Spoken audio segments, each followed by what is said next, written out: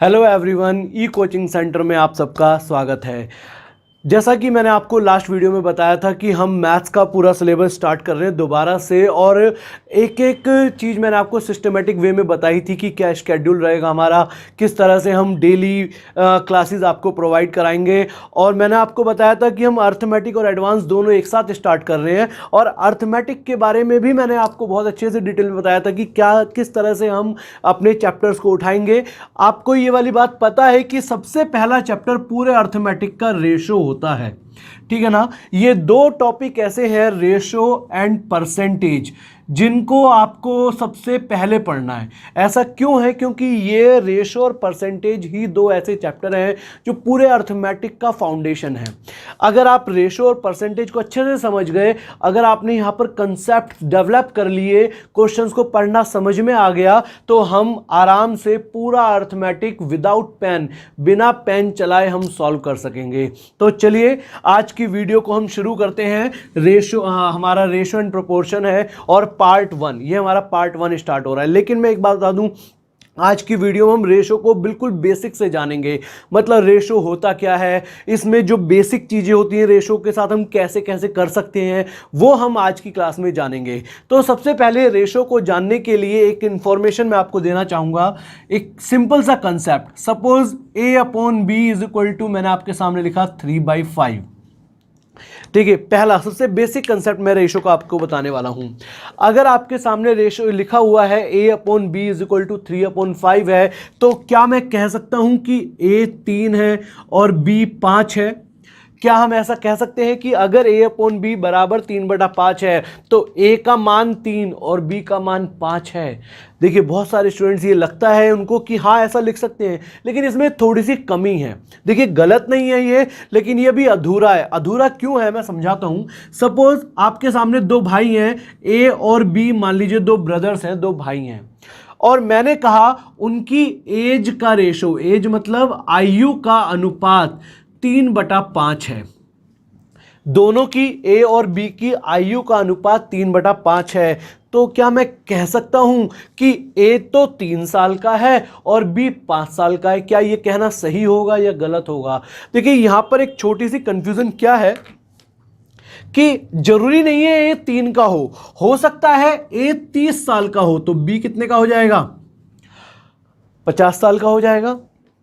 हो सकता है कि A 18 साल का हो। अब आप एक बात ध्यान दीजिए, अगर 3 का मान 18, मैंने किससे गुणा करी? ऊपर 6 से, तो नीचे भी मुझे किससे गुणा करनी पड़ेगी? 6 से, और 5 6 30 साल का। बात समझ में आ रही है ना? अगर ये 3 का है तो B 5 का है, अगर ये 30 है तो B 50 है, अगर ये 18 है तो B 30 है, अगर ये 300 होता तो B कितना हो जाता? 500 हो जाता। अगर वो A 300 साल का होता तो B कितने साल का हो जाता? 500 साल का। पॉइंट इज दिस कि कभी भी रेशो एग्जैक्ट वैल्यू नहीं देता। रेशो हमेशा आपको एक कंपैरिजन बताता है। समझ में आ रही है बात? तो कंपैरिजन का मतलब क्या हुआ कि यदि A 3 है तो B 7 है, सॉरी 5 है। अगर A का मान 3 है तो B का मान 5 है। यह बात हमें यहां पर पता होनी चाहिए।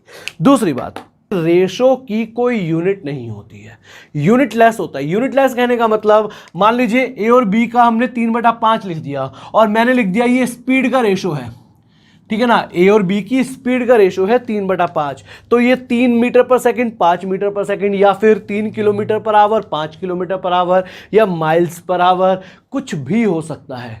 तो यहां पर आपको ये दो बातें समझ में आई। पहली बात कि रेशो कभी भी एग्जैक्ट वैल्यू नहीं देता। दूसरी बात, रेशो की कोई यूनिट नहीं होती। बात क्लियर है सबको? चलिए आगे बढ़ते हैं।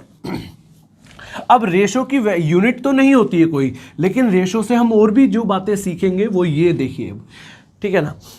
एक इंपॉर्टेंट पॉइंट यहां पर रेशो में समझना कि सपोज मैंने रेशो लिखा है एक A/B, और इसको मैं दोबारा लिख रहा हूं। मान लीजिए A/B मैंने दोबारा लिख दिया। अब आप एक बात देखिए, सपोज मैंने ऊपर नीचे K से मल्टीप्लाई कर दिया।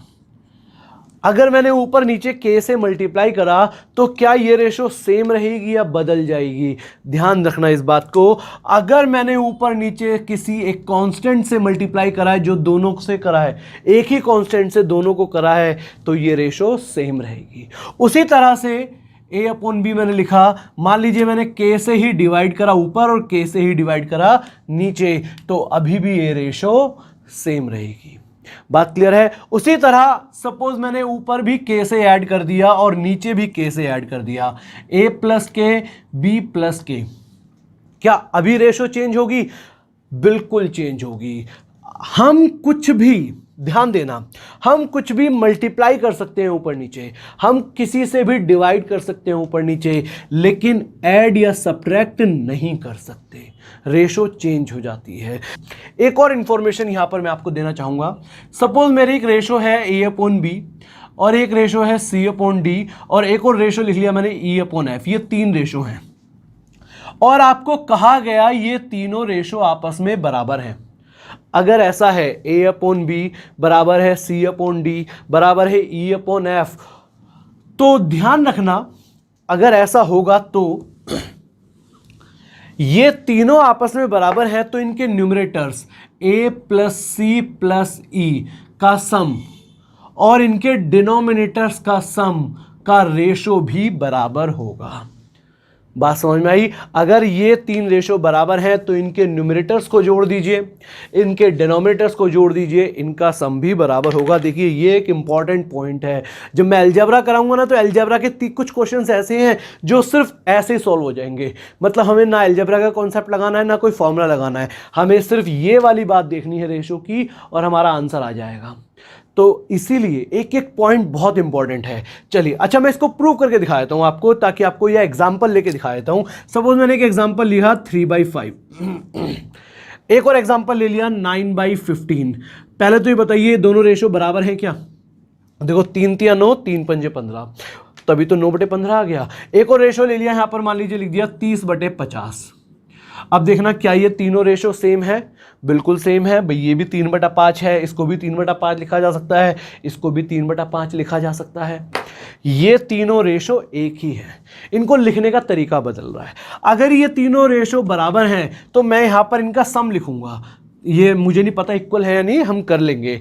3 और 9 कितना? 12, 12 और 30 42, ऊपर कितना आ गया? 42 बटे में 5 और 15 20, 20 और 50 70, कितना आ गया? 42/70। आपको दिख रहा है कैंसिल हो जाएगा, 14 तिया 42, 14 पंजे 70, आ गया ना 3/5। तो बात क्लियर हुई है आपको कि अगर ऐसा है कि 3 4 या जितनी भी, ये तो 3 लिखी हुई हैं, कितनी भी रेशो है, अगर वो सब बराबर हैं तो उनके न्यूमरेटर्स के सम और इनके डिनोमिनेटर्स के सम का रेशो भी वही रहने वाला है। नेक्स्ट पॉइंट नोट करते चलिए साथ साथ, आपको ये चीजें बहुत इंपॉर्टेंट हैं, आपके काम आएंगी। शुरुआत से अंत तक सब हम पढ़ेंगे, from the zero to the infinite, everything, हर कुछ हम पढ़ेंगे। और मैं आपको जो रैंडम क्लासेस दूंगा, लाइक रैंडम कंसेप्ट पढ़ाऊंगा, उसमें मैं बहुत कुछ ऐसी बातें बताऊंगा जो एग्जाम में पूछी जाती है लेकिन वो किसी टॉपिक से नहीं होती हैं पर्टिकुलर, या टॉपिक से होती भी हैं तो वो हमारे नॉर्मल सिलेबस में कवर नहीं होती हैं। चलिए इसके बाद हम देखते हैं एक और पॉइंट इसी से रिलेटेड। सपोज मैंने 2 रेशो लिखी ए अपॉन बी और सी अपॉन डी। सपोज ये दोनों रेशो आपस में बराबर हैं, जैसे हमने भी 3 रेशो लिखी थी, 4, जितनी भी आप 2 रेशो भी अगर मैंने ये बराबर कहीं तो ये बराबर होंगी A minus C divided by B minus D के। लाइक अभी हमने क्या करा था? न्यूमरेटर्स को ऐड करा था, डिनोमिनेटर्स को ऐड करा था। इस बार हम न्यूमरेटर्स का डिफरेंस और डिनोमिनेटर का डिफरेंस लेंगे तो भी रेशो हमारा सेम ही रहेगा। एक एग्जांपल के थ्रू हम देख लेते हैं। सपोज मैंने लिखा 7/11 और एक और लिख दिया 70/110। लिख सकते हैं? आपको दिख रहा है दोनों रेशो बराबर है। अगर ये दोनों रेशो बराबर है, अब मुझे इसका डिफरेंस लेना है। डिफरेंस लेने के लिए मैंने क्या करा? 7 में से 70 घटा दिए तो माइनस का 63 आ गया ना। 11 में से 110 घटा दिया तो माइनस का 99 आ गया। इसको सॉल्व करते हैं हम जरा। देख रहे हैं माइनस से माइनस कैंसिल हो गया, 9 7 63, 11 99, 7/11 आ गया। चलिए आगे बढ़ते हैं हम इसी में। कुछ टर्म्स हैं जो आपको ध्यान रखनी है। क्या टर्म्स हैं? सबसे पहले आता है एक डुप्लीकेट रेशो, आपने नाम सुना होगा, duplicate ratio of A upon B. अच्छा हिंदी वाले भी लिख लीजिए, डुप्लीकेट को बोलते हैं वर्गानुपात। वर्गानुपात, ये फर्स्ट पॉइंट मान लो, ठीक है ना, डुप्लीकेट रेशो वर्गानुपात। अब आप एक बात समझिए, वर्गानुपात मतलब अनुपात का वर्ग, स्क्वायर, तो ए अपॉन बी की डुप्लीकेट रेशो क्या हो जाएगी, ए स्क्वायर अपॉन में बी स्क्वायर। ये ध्यान रखना, किसी भी रेशो का अगर आपको डुप्लीकेट रेशो निकालनी है तो वो क्या हो जाएगा, उसका स्क्वायर हो जाएगा। That's it. जिस तरह से हमने डुप्लीकेट रेशो निकाली है उसी तरह से एक और होता है ट्रिप्लीकेट रेशो। नाम से ही समझ में आ रहा है आपको, triplicate ratio of A upon में बी, तो वो क्या हो जाएगा, इसका क्यूब हो जाएगा। हिंदी में इसको बोलते हैं घनानुपात, ठीक है ना। क्या हो जाएगा, ए क्यूब अपॉन में बी क्यूब, इस तरह से डुप्लीकेट रेशो ट्रिप्लीकेट रेशो। चलिए अब डुप्लीकेट रेशो ट्रिप्लीकेट रेशो का इनवर्स भी हमें देखना है। तो जैसे अगर मैं थर्ड पॉइंट लिखना चाहूं तो वहां पे हो जाएगा सब डुप्लीकेट रेशो, थर्ड पॉइंट ये। और हिंदी में इसको अगर हम लिखेंगे तो वर्ग मूलानुपात। ये लिखते चलिए आप, सब इंपॉर्टेंट है क्योंकि एग्जाम में क्वेश्चंस आते हैं और मैं आपको दिखाऊंगा, जो मैं आपको प्रीवियस ईयर्स करा रहा हूं आपको साथ साथ, तो उसमें मैं आपको ये वाली बात दिखाऊंगा। अब जैसे हमने लिखा सब डुप्लीकेट रेशो, आपने देखा था डुप्लीकेट रेशो में हम स्क्वायर कर रहे हैं, तो सब डुप्लीकेट रेशो में हम उसका अंडर रूट ले लेंगे, अंडर रूट ए अपॉन में अंडर रूट बी, ठीक है। अब इसी तरह से सब डुप्लीकेट रेशो की तरह ही हम लिखेंगे सब ट्रिप्लीकेट रेशो, और सब ट्रिप्लीकेट रेशो को हिंदी में बोलेंगे घन मूलानुपात, ठीक है ना। ये नोट कर लीजिए, मूलानुपात, ठीक है ना। चलिए, और इसका ऑफ कोर्स आपको पता है हम क्यूब कर रहे थे, अब क्या करेंगे, क्यूब रूट करेंगे, cube root A upon cube root of B. तो यहां तक हमने रेशो की बहुत बेसिक टर्मिनोलॉजी को, बहुत बेसिक कंसेप्ट को जाना। तो इससे रिलेटेड हम कुछ क्वेश्चन देख लेते हैं क्योंकि एग्जाम में क्वेश्चन आ जाता है ऐसा, और बहुत आसान होता है। चलिए इतना नोट कर लीजिए सब। अब इस क्वेश्चन को देखिए, जब आपके सामने ये क्वेश्चन आएगा तो इसमें पेन चलाने की भी जरूरत नहीं है बिल्कुल आपको, और ये क्वेश्चन आया हुआ है एग्जाम में। यही वो क्वेश्चन है जो एग्जाम्स में आते हैं आपके सामने, लेकिन हमें समझ में नहीं आता कि हम किस डायरेक्शन में जाएं। और अब आप एक बात देखिए, यहां पर अगर हम इनकी वैल्यूज रखने की कोशिश करेंगे तो गए काम से, कि a अपॉन बी की जगह अगर हमने 5/7 रख ही नहीं सकते पहली बात तो, क्योंकि यहां पर a की वैल्यू 5 नहीं रख सकते, a बटा b की वैल्यू 5/7 रख सकते हैं। लेकिन चलिए अब एक बात बताइए, यहां पर आपको पता है a का कॉफिशिएंट यहां पर 5 है, मैंने ऊपर नीचे 5 से मल्टीप्लाई कर दिया, क्या मैं कर सकता हूं, और b का कॉफिशिएंट 5 था, ए और बी का कॉफिशिएंट 5 था, मैंने 5 से मल्टीप्लाई कर दिया। सी और डी का कॉफिशिएंट क्या क्या है, 7 है, मैंने 7 से ऊपर नीचे मल्टीप्लाई कर दिया। आपको पता है, अभी मैंने आपको बताया था, रेशो में आप किसी भी कांस्टेंट से ऊपर नीचे मल्टीप्लाई करेंगे उस पर कोई फर्क ही नहीं पड़ेगा। यहाँ पर कितना है, 12 और 12, मैंने ऊपर नीचे 12 और 12 से मल्टीप्लाई कर दिया। क्लियर हो रही है वाली बात। अब आपने एक बात देखी, 5a ऊपर न्यूमरेटर 7c और 12e, अगर मैं इन तीनों न्यूमरेटर्स को ऐड करता हूं तो ये बन जाएगा, डिनोमिनेटर्स को ऐड करता हूं तो ये बन जाएगा। और आपको पता है कि अगर 3 रेशो बराबर हैं तो उनके न्यूमरेटर्स और उनके डिनोमिनेटर्स का रेशो भी बराबर रहता है। इसका मतलब मेरा आंसर कितना आ गया, 5/7 ही आंसर है। क्लियर हुआ सबको। तो ऐसा क्वेश्चन हम एक और देख लेते हैं ताकि आपकी प्रैक्टिस हो जाए। बताइए इसका आंसर कितना होगा, और मैं उम्मीद करूंगा कि आप कमेंट बॉक्स में ना मेरे आंसर करने से पहले लिख देंगे। तो बताइए जरा, देखो एक बात समझिए, यहाँ पर आपको दिख रहा है यहाँ a है, लेकिन यहाँ a² आ रहा है, उसी तरह से यहाँ b है, यहाँ b² आ रहा है, तो कुछ तो बात है। इसी तरह से c और d है, c² d² है, तो इसका मतलब मुझे ना इनका स्क्वायर करना है, और स्क्वायर करने का मतलब इनकी डुप्लीकेट रेशो लेनी है। तो जब मैंने इनका स्क्वायर करा, देखिए मैंने ऊपर नीचे स्क्वायर करा, कर सकते हैं हम, हर जगह करना पड़ेगा, स्क्वायर करा तो यहाँ पर भी स्क्वायर कर देंगे, डुप्लीकेट रेशो हो गई।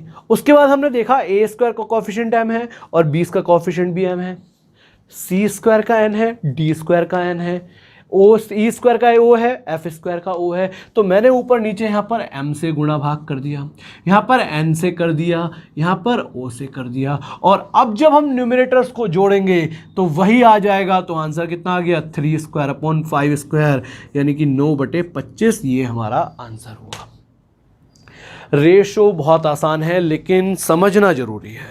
कुछ भी पॉइंट मैं ऐसा नहीं कहूँगा आपसे कि इसको रट लो, समझोगे तो चीज़ें हमेशा के लिए याद हो जाएंगी। कोई ट्रिक नहीं, सीधा कंसेप्ट। अच्छा, बहुत सारे स्टूडेंट्स को ये लगता है कि भाई हमें ट्रिक आएगी तो हम क्वेश्चन एग्जाम में जल्दी कर पाएंगे। मैं आपको एक बात बता दूं, देखिए ट्रिक्स कुछ नहीं होती है, कंसेप्ट को आप जितनी ज़्यादा बार प्रैक्टिस करेंगे ना, किसी क्वेश्चन को आप करने की प्रैक्टिस कर रहे हैं, यानी कि कंसेप्ट को आप बहुत अच्छे से समझ गए, तो उसके छोटे तरीके आपको अपने आप समझ में आ जाएंगे और वही ट्रिक हो जाता है। तो कभी भी किसी चीज़ को रटने की कोशिश मत करना कि ऐसा क्वेश्चन आए तो ये ट्रिक, ऐसा क्वेश्चन आए तो ये ट्रिक। अब नहीं चलती ये चीज़ें। कभी होता था आज से 10-12 साल पहले, जब आपकी कट ऑफ जाती थी 82-85, बात समझ में आ रही है, जब आपकी 100 से अंदर कट ऑफ जाती थी ना एसएससी सीजीएल की अगर मैं बात करूं, तो तब चलती थी कि चलो ट्रिक लगाइए हो गया क्वेश्चन। अब 150 कट ऑफ जा रही है। अगर आप कंसेप्ट नहीं जानेंगे, सीधा ट्रिक पर जाएंगे तो हो गया सिलेक्शन, पॉसिबल ही नहीं है। तो चलिए, अच्छा, रेशो एंड प्रोपोर्शन में अब हमें 2-3 बातों का और ख्याल रखना है, ठीक है ना। ये बातें तो ठीक है, समझ में आ रही है आपको। बेसिक मैं आज करा रहा हूँ आपको आज की क्लास में ना, तो ये मैं आपको और समझा देता हूँ आज की क्लास में क्या कह रहा हूँ। देखिए समझिए, अभी मैंने आपको बताया था सपोज ए और बी 2 भाई हैं और इनकी एजेस का रेशो आपको दे दिया 5/7, ठीक है ना। तो ऐसा क्वेश्चन एग्जाम में नहीं आता, मैं आपको एक बात क्लियर कर दूं। मैं आपकी जो नेक्स्ट क्लास में दिखाऊंगा, जो इससे पहले कराए थे वो एग्जाम में आते हैं, लेकिन जो मैं आप करा रहा हूं वो बहुत बेसिक सी बात है। कि सपोज एक क्वेश्चन मैं आपको लिख रहा हूं, यहां पर लिख ही देता हूं। देखो, ए और बी की एज का रेशो 5/7 है और आपको बोला गया कि बी की आयु 49 साल है। तो यहां पर क्या होता है, 7 यूनिट की वैल्यू 49 हो गई। मतलब इसमें ऐसा नहीं है कि आपको x मानना पड़ेगा, x तो मानना ही नहीं है पूरे अर्थमेटिक में। 99.99% केसेस में x नहीं मानना, 0.01% केस में हो सकता है हमें x मानना पड़ जाए, तो हम वहां पर x नहीं मानेंगे, x की जगह कुछ और मान लेंगे। और वो मैं आपको दिखाऊंगा, जब जैसे परसेंटेज का क्वेश्चन होगा तो 100x मान लेंगे, x तो मानना ही नहीं है। चलिए अब देखिए, 5:7, 7 की वैल्यू 49, तो आप समझ पा रहे हैं 1 यूनिट की वैल्यू कितनी हो गई, 49/7, यानी कि 7 ही हो गई। तो 7 की वैल्यू कितनी हो गई, गुणा 7, 1 की वैल्यू 7 है तो 7×5 = 35। ये कुछ ऐसा ही है, अगर आप इसको समझे ना तो इसमें आपको दिमाग लगाने की जरूरत नहीं है। जो आप डेली काम करते हैं कि 10 रुपए की 5 टॉफी, तो एक टॉफी कितने की, सिंपल सी बात है। अगर आप एक दिन में 5 खिलौने बनाते हैं तो 10 दिन में कितने बनाएंगे। पॉइंट यहां पर यह है कि आपको यूनिटरी मेथड आना चाहिए। अच्छा, और यूनिटरी मेथड भी कोई आने की चीज़ है नहीं, आप डेली रूटीन में अपना काम करते ही हो, आप सामान खरीदने भी जाते हो, टॉफ़ी भी खरीदते हो, चॉकलेट्स भी खरीदते हो, तो वहाँ पर आपको ये जो कैलकुलेशन करते हैं ना दुकान पे खड़े होके, वही काम हमें यहाँ पर करना है। दूसरी बात, मैं आपको आज भी और रोज़ और ऑलमोस्ट अपने हर लेक्चर में एक बात ज़रूर कहूँगा कि कभी भी आप कोई भी कंपटीशन दे रहे हैं और उसमें मैथ्स एज ए सब्जेक्ट है, तो 2 चीज़ें आपको समझनी है। ये तो आपने नोट कर लिया, ठीक है ना। 2 चीज़ें आपको समझनी है। पूरा मैथ्स इन 2 चीज़ों पर डिपेंड करता है। एक सी होता है कंसेप्ट और एक सी होता है कैलकुलेशन। इसके अलावा अगर आपने इन दोनों में से कोई भी पिलर अपना कमज़ोर छोड़ दिया तो सिलेक्शन नेक्स्ट टू इम्पॉसिबल है। देखिए, कंसेप्ट की जब हम बात करेंगे तो कंसेप्ट एक एक बात मैं आपको बताऊंगा, लेकिन जब कैलकुलेशन की बात आती है तो बहुत सारे स्टूडेंट्स ये सोचते हैं कि ठीक है एग्जाम में देखा जाएगा। और आपने भी देखा भी होगा प्रीवियस कुछ ईयर्स में, और प्रीवियस जो भी 2018 का पेपर हुए हैं प्री के, उसमें बहुत सारे क्वेश्चंस ऐसे थे जो कैलकुलेटिव थे। तो आपको अपनी कैलकुलेशन पर कमांड करनी है। कैलकुलेशन पर कमांड करने का तरीका ये नहीं है कि आपको जैसे 19 × 17 करना है तो आप इसको 19 × 17 इस तरह से करने बैठो।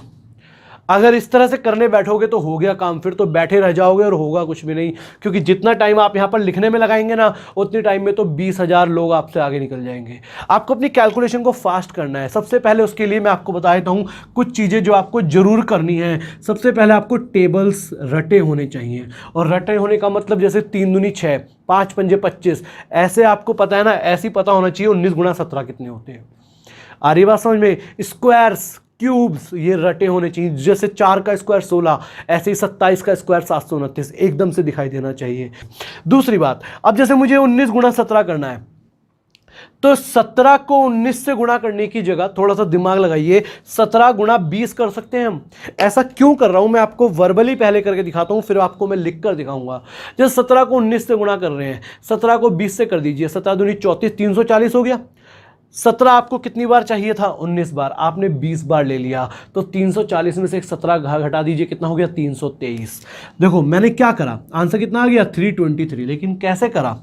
19 को मैं लिख सकता हूं 20 माइनस 1 गुणा 17। अब आप क्या कर रहे हैं? 17 को पहले 20 से गुणा कर रहे हैं, 17 गुणा 20 माइनस 17 गुणा 1 17। आपको ये काम अपने मेंटली तौर पर करना है, मतलब दिमाग में करना है, वर्बली करना है। 17 दूनी 34, 340 माइनस 17, और 340 में 17 गए 323। लेकिन ये चीज आपको रटनी नहीं है, और ना ही ये कोई बात सिखाएगा। खुद से करिए। जब तक आप खुद से करना नहीं सीखेंगे, कोई भी कैलकुलेशन आए, बड़ी से बड़ी कैलकुलेशन, पेन मत चलाओ, दिमाग लगाओ अपना, ठीक है ना। चलिए, तो यहां पर हमने रेशो का एक क्वेश्चन और कर लेते हैं। सपोज ए, बी और सी 3 भाई हैं या 3 दोस्त हैं, इनकी एज का रेशो 3:4:5 है, और आपको बोल दिया गया कि बी की एज मान लीजिए 28 साल है। तो आपसे पूछा क्या है क्वेश्चन में? देखो, एक बहुत तरीके से क्वेश्चन आते हैं। क्वेश्चन आपसे ये भी पूछ सकता है कि ए की एज बताओ, क्वेश्चन ये भी पूछ सकता है सी की एज बताओ, क्वेश्चन पूछ सकता है इन तीनों की एजेस का सम, यानी कि अगर इन तीनों की आयु को जोड़ दिया जाए तो कितना होगा। क्वेश्चन ये पूछ सकता है कि ए सी से कितने साल छोटा है। दुनिया भर के क्वेश्चन बनते हैं। सपोज मैंने आपसे यही पूछ लिया कि ए प्लस बी प्लस सी तीनों की एज बतानी है। अब आप इसके लिए कैसे करेंगे? देखो, सबसे पहले तो हमें यह पता चल गया कि 4 यूनिट की वैल्यू 28 है, तो 1 यूनिट की वैल्यू 7 है। तो एक तरीका तो मेरे पास यह है कि मैं 3 की भी निकालूं और 5 की भी निकालूं और इन तीनों को जोड़ूं। भाई 3 की निकालेंगे 21, 5 की निकालेंगे 35, 21 जमा 28 जमा 35, तीनों की आयु का योग आ गया। दूसरा मेरे पास तरीका यह है, आपको पता है 1 यूनिट की वैल्यू 7 है, इन तीनों की यूनिट कितनी होगी? 12, तीनों 4 7 और 5 12, और 12 गुणा 7 कितना हो गया? 84। 12 सत्ते 84। तो चलिए, आज की रेशो के लिए इतना ही। नेक्स्ट वीडियो में मैं आपको रेशो का एक बहुत इंपॉर्टेंट टॉपिक जो जनरली आपने नहीं देखा होगा, बहुत सारे लोग उसको छोड़ देते हैं, मैं आपको बताऊंगा मीन प्रोपोर्शन, थर्ड प्रोपोर्शन और फोर्थ प्रोपोर्शन, और उससे रिलेटेड क्वेश्चंस मैं आपको लिख देता हूं नेक्स्ट वीडियो के लिए क्या हम पढ़ने वाले हैं। ठीक है, आपको पता है नेक्स्ट वीडियो कब आएगी हमारी, ठीक है ना। अल्टरनेट डेज पे हम अर्थमेटिक करेंगे और अल्टरनेट डेज पे ही हम एडवांस मैथ करेंगे। तो अर्थमेटिक यानी कि रेशो एंड प्रोपोर्शन की जो नेक्स्ट वीडियो है उसमें मैं आपको मीन प्रोपोर्शन, हिंदी में इसको बोलते हैं मध्य अनुपात, ठीक है ना, मध्य अनुपात। उसी के साथ हम थर्ड प्रोपोर्शन और फोर्थ प्रोपोर्शन, ये 3 चीजें हम करेंगे। बहुत इंपॉर्टेंट टॉपिक है, इससे क्वेश्चन बनता है।